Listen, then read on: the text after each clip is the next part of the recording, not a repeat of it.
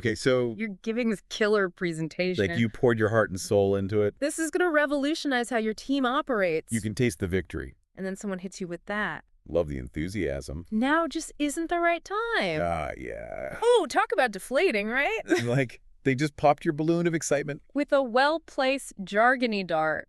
Like, That's office politics in action, my friend. it is. And today we're diving deep. Into the art of decoding these workplace mysteries. We're going to crack the code on those hidden agendas. I love it.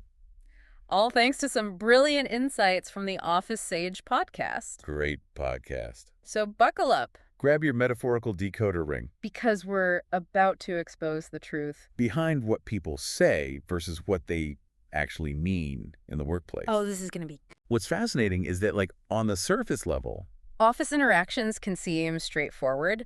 Often there's a whole lot more going on beneath the surface. right. Like an iceberg of unspoken motives, Yeah. just waiting to sink our well-intentioned project. Exactly. It's about understanding that everyone brings their own motivations to the table. So learning to recognize those unspoken agendas. What the Office Sage podcast calls Hidden versus the public motive. is absolutely key to navigating these dynamics effectively. Okay, so let's break this down with a real-world example from the podcast. Because I am all about making this as practical as possible. Yeah. They talk about how someone might say, I'm recommending this because it's best for the department's future. oh, Which on the surface sounds pretty reasonable. even noble. Right, it ticks all the boxes. Concern for the team. Long-term vision. But what's the potential hidden agenda lurking beneath? Ooh. Well, It could be something like, this makes me look good to the higher-ups. oh, It's about personal gain disguised as altruism. I've been there. It's like they're playing 4D chess, Right. while the rest of us are trying to figure out checkers. Exactly. So how do we level up our game? Decode these tactics. Office Sage highlighted 5 common arguments that you'll hear in the workplace. And let me tell you, they nailed it. First up, We have the all-too-familiar phrase. it's not the right time. Oh, yeah. I swear I've heard this more times than I can count. I Picture this. You're back in that meeting. Brimming with excitement for your game-changing idea.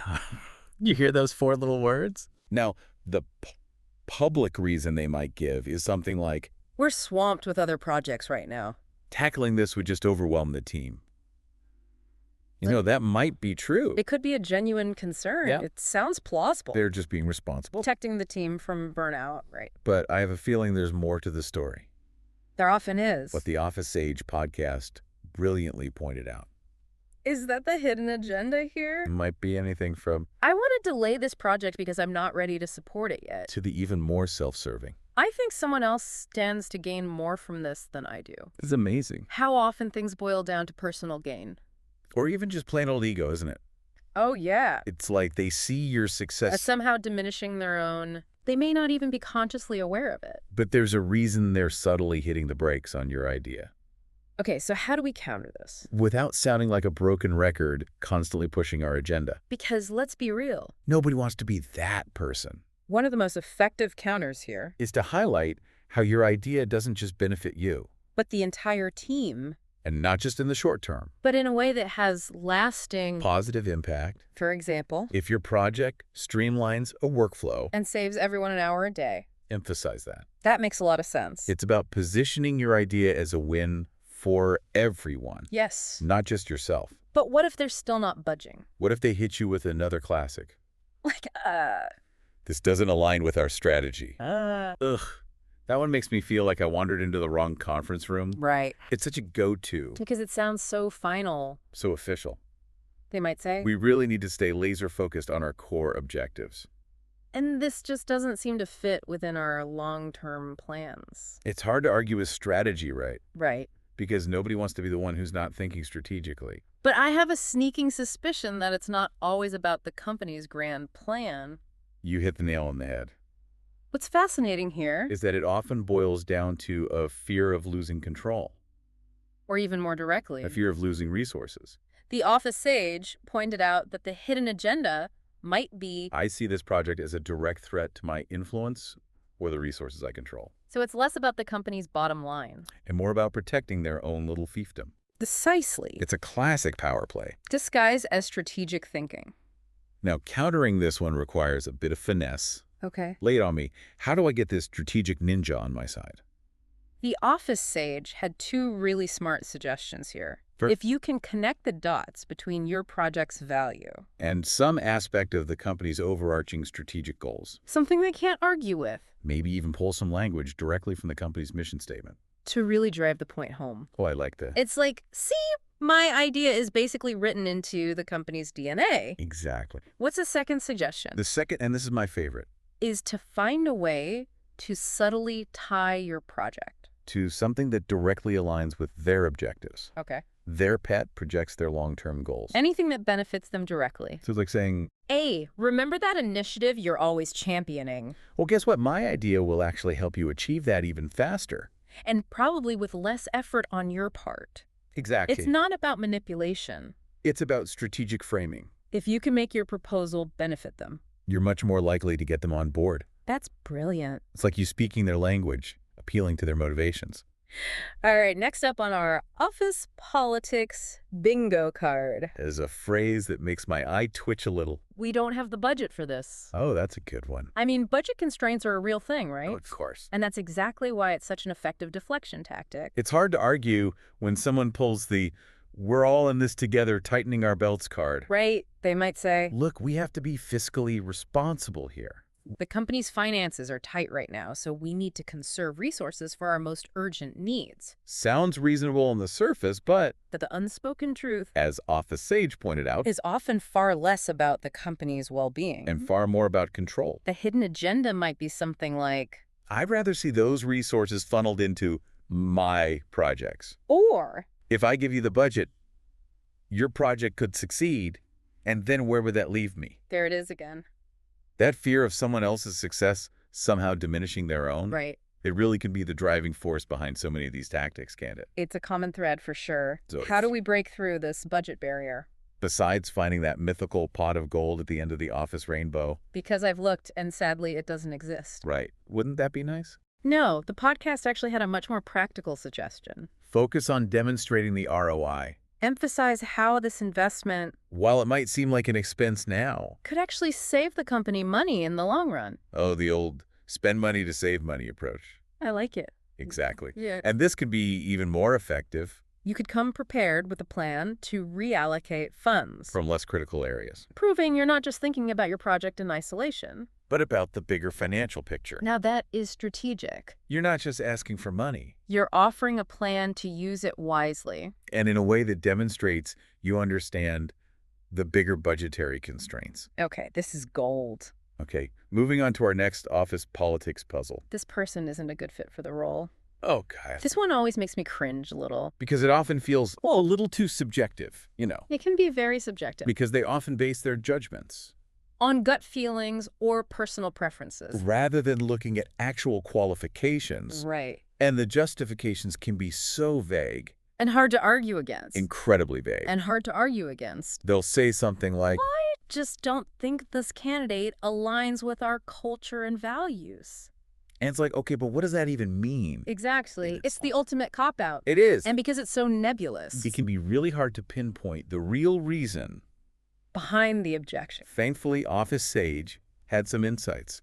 into the hidden agendas that might be at play here. Got- Often it comes down to a need for control and allegiance. The real reason behind the objection might be I have someone else in mind for this role. someone who will be more loyal to me. Someone who will help me solidify my position within the company. It's basically building a mini kingdom within the company walls, isn't it? Creating a team of loyal followers. Rather than focusing on what's best for the company as a whole. Though, how do we counter this? How do we fight for a candidate, Who on paper is perfect for the role? but might be facing this nebulous cultural mismatch roadblock? The key here, according to Office Sage, Is to fight subjectivity with objectivity. instead of getting caught up in vague feelings or impressions, Focus on presenting concrete data. that supports your candidate's suitability. Okay. Highlight their past performance reviews. Quantifiable achievement. Things that demonstrate their competence. Beyond a shadow of a doubt. So we need to come armed with data and evidence. It's like we're presenting a case in court. Precisely. Make it impossible for them to dismiss your candidate based on personal bias. Focus on the facts, the figures. The objective evidence of their ability to excel in the role. Love it. Now, are you ready for the final boss of office politics phrases? So bit. This one is a true masterpiece of ambiguity. Let's revisit this later. Ah, yeah. The ultimate non-answer answer. It's the master of disguise. Masquerading as thoughtful consideration. When in reality, There's often a tactic. designed to delay and deflect. They'll say something like, We need to gather more data. or, let's table this for now and circle back when we have more bandwidth. And it all sounds so Reasonable. But what they're really doing Is kicking the can down the road creating the illusion of progress. without any real commitment. And meanwhile, our projects are stuck in corporate limbo Slowly gathering dust. while we wait for that magical later to arrive. Exact. And while they'll say they're waiting for more information, Office Sage suggests the hidden agenda might actually be something like the coffin.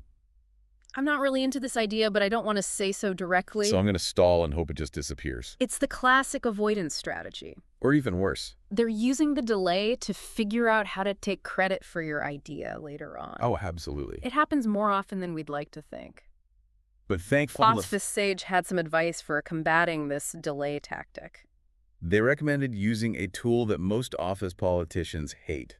Deadlines. Oh, yeah. It's like garlic to a vampire, isn't The it? mere mention of a firm date. Send it running for the hills. I love it. So how do we deploy this secret weapon? It's all about taking back control of the timeline, Instead of leaving it open-ended, which allows for infinite stalling. propose a concrete time frame for revisiting the discussion. Office Sage suggested saying something like, Absolutely, we can revisit this. how does next Tuesday look for your calendar? That gives us time to gather any additional data you might need. So simple. Yet so effective. It removes their ability to endlessly delay And forces them to either commit to a decision. or clearly articulate their opposition. I love it. This is empowering stuff. Okay, so far we've covered the art of recognizing. Common office politics arguments. But how can we tell? If someone is a true connoisseur of these tactics, What are the telltale signs? that someone might be a card-carrying member of the Office Politics Club. Office Sage had some thoughts on that, too. One of the biggest red flags. Is their fondness for vague language?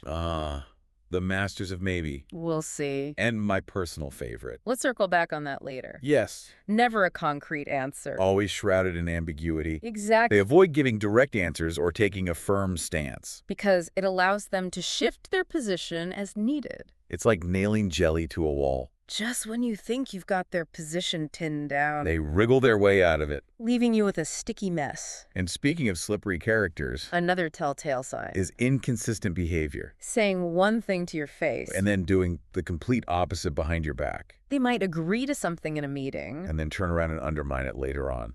when it suits them. Ugh, the corporate two-face. That is such a classic tactic. It is a classic. But how do we deal with that?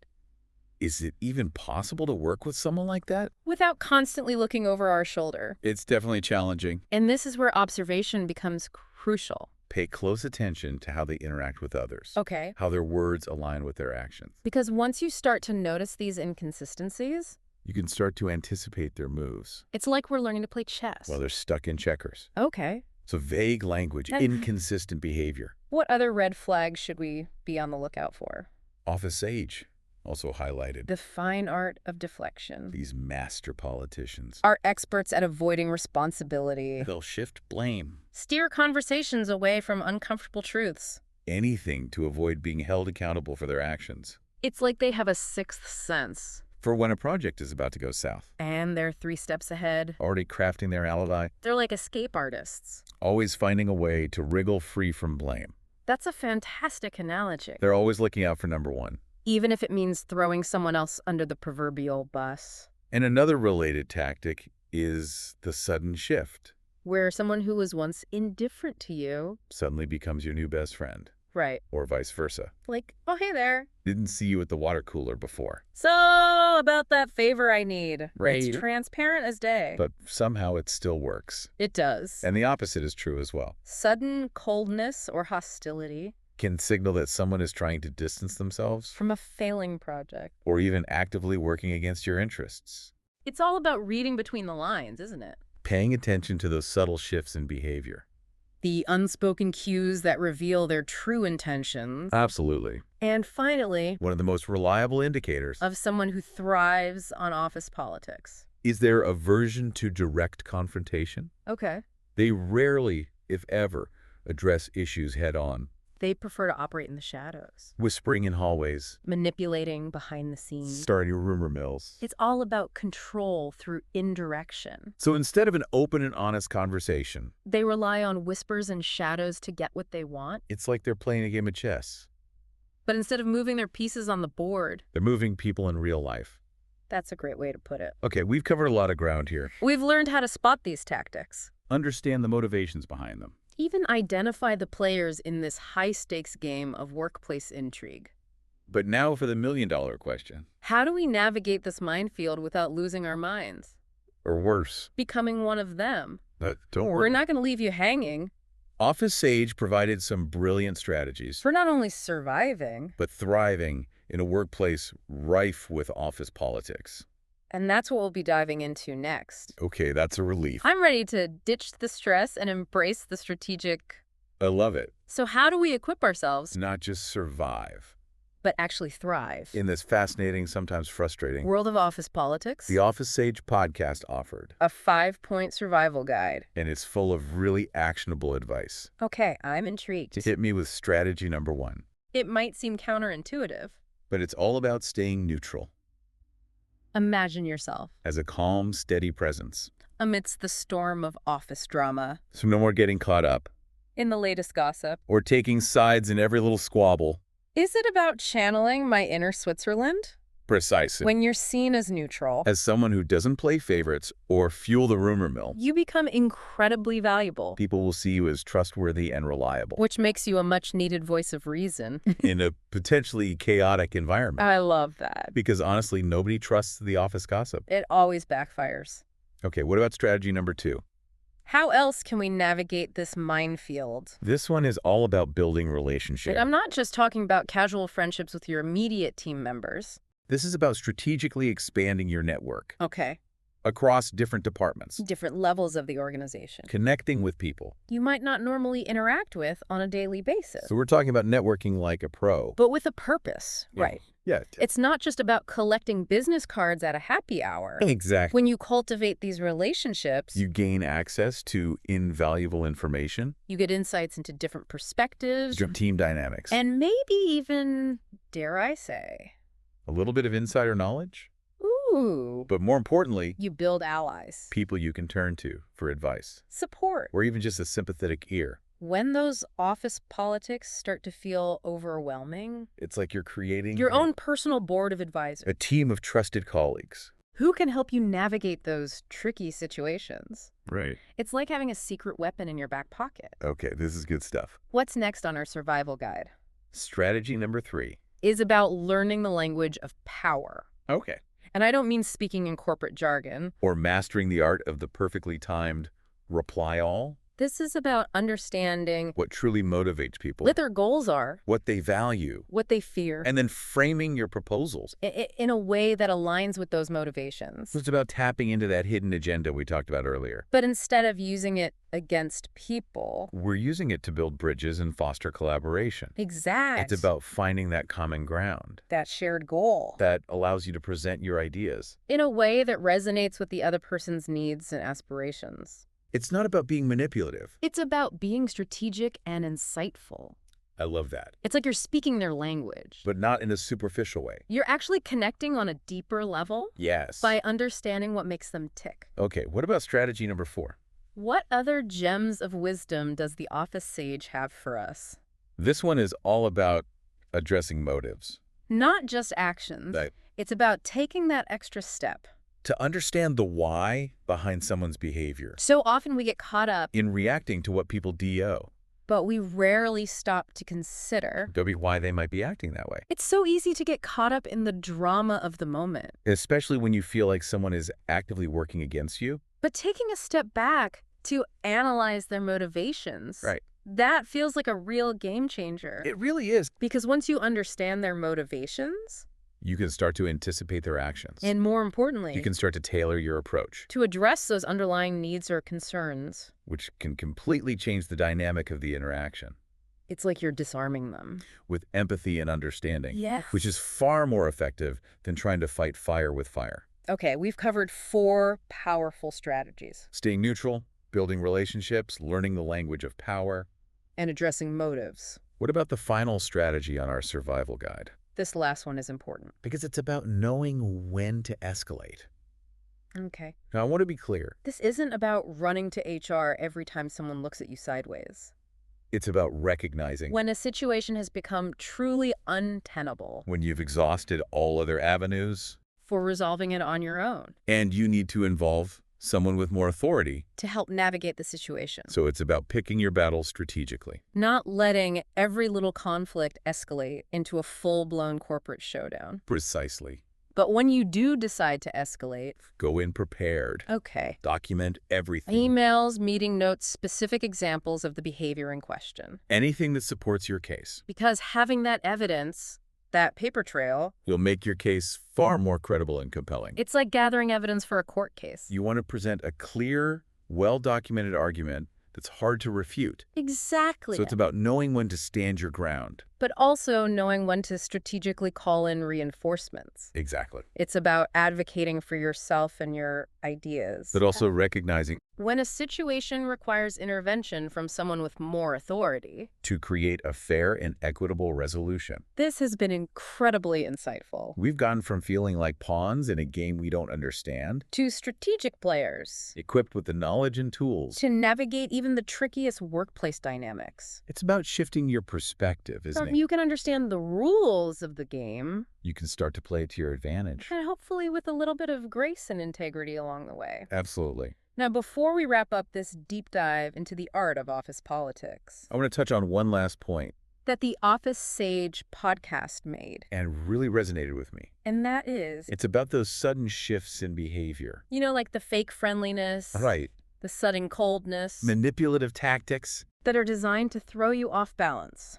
Yes. Well, Office Sage emphasized. That it's crucial to trust your gut instinct in these situations. Okay. Oh. You know yourself. And you know the dynamic you have with your colleagues.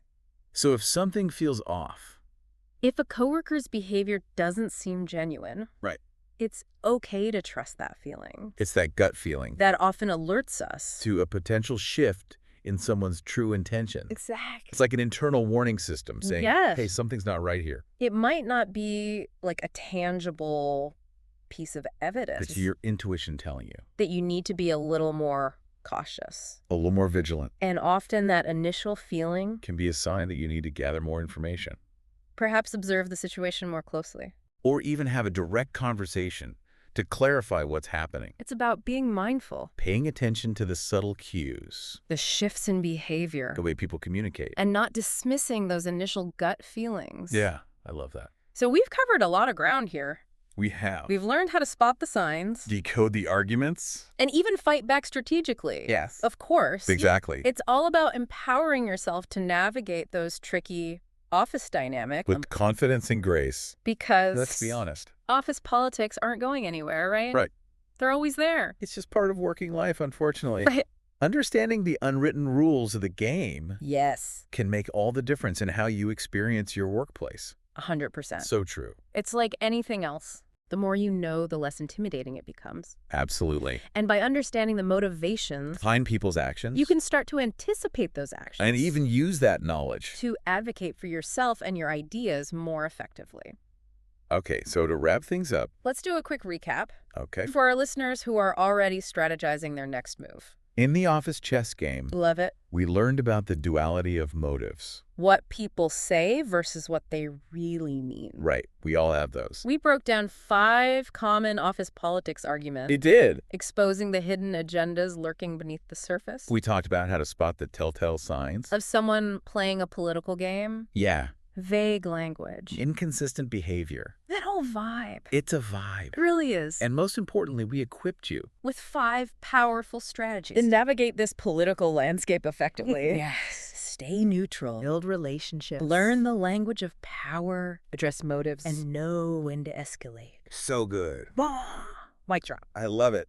That is some actionable wisdom right there. But I want to leave you with one final thought. Something the Office Sage podcast really emphasized. And that is Think about a situation, that you are facing at work right now, something that feels political, where someone's motives seem less than transparent. Okay. What have we learned today? That can help you see that situation in a new light. Maybe you can anticipate their next move Or reframe your proposal. to align with their goals. The power is in your hands. I love it. Go forth and decode those workplace mysteries, my friend.